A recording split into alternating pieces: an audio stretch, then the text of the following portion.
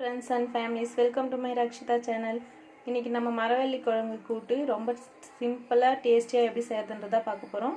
வாங்க எப்படி செய்யறது பார்க்கலாம். அதுக்கு தேவையான பொருட்கள் மரவள்ளி கிழங்கு இந்த மாதிரி சுத்தம் பண்ணி வச்சிருக்கேன், கட் பண்ணி. அதுக்கு அப்புறம் தக்காளி, வெங்காயம், கருவேப்பிலை.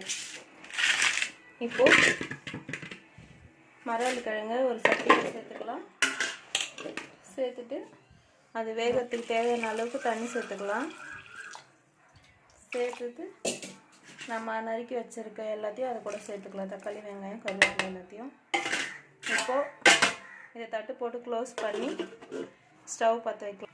இப்போது ஸ்டவ் பற்ற வச்சு நம்ம சேர்த்த மரவள்ளி கிழங்கு எல்லாத்தையும் அதில் வச்சு க்ளோஸ் பண்ணி வேக வைக்கலாம். நல்லா வெந்ததுக்கப்புறம் காட்டுறேன். இப்போ பாருங்கள், நல்லா கொதிச்சிடுச்சு. இப்போ இதை மாதிரி நல்லா பாருங்கள் எப்படி இருக்குன்னு.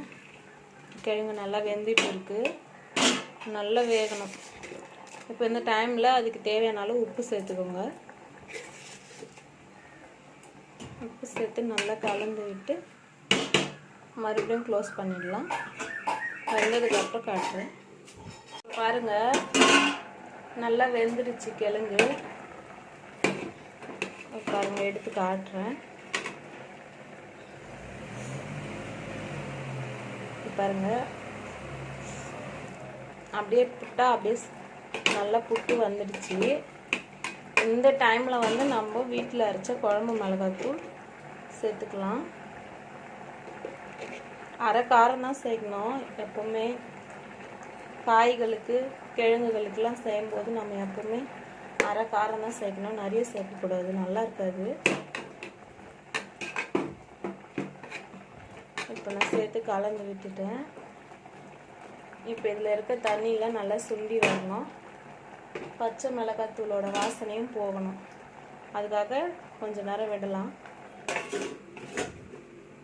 இப்போ பாருங்கள், இந்த அளவுக்கு நல்லா வத்திடுச்சு. அதில் தண்ணிலாம் இந்த அளவுக்கு நல்லா கெட்டியாக வந்துடுச்சு.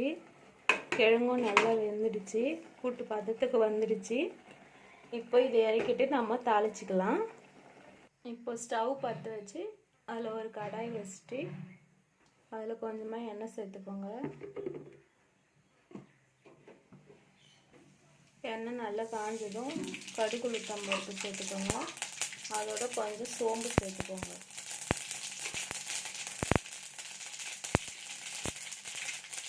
கடுகு, சோம்பு ரெண்டும் பொரிஞ்சதுக்கப்புறமா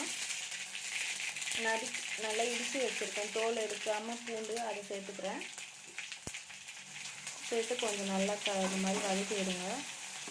பூண்டு நல்லா சவக்கணும்.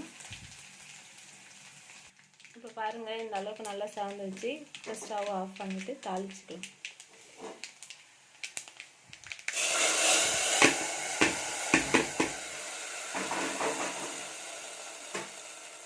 அவ்வளோதாங்க, சூப்பராக டேஸ்டியாக சிம்பிளான மரவள்ளி கிழங்கு கூட்டு ரெடி. வாங்க சாப்பிடலாம். நீங்களும் மறக்காமல் இதை ட்ரை பண்ணி பாருங்கள். உங்களுக்கு பிடிச்சா லைக் பண்ணுங்கள், ஷேர் பண்ணுங்கள், சப்ஸ்கிரைப் பண்ணுங்கள். Thank you friends.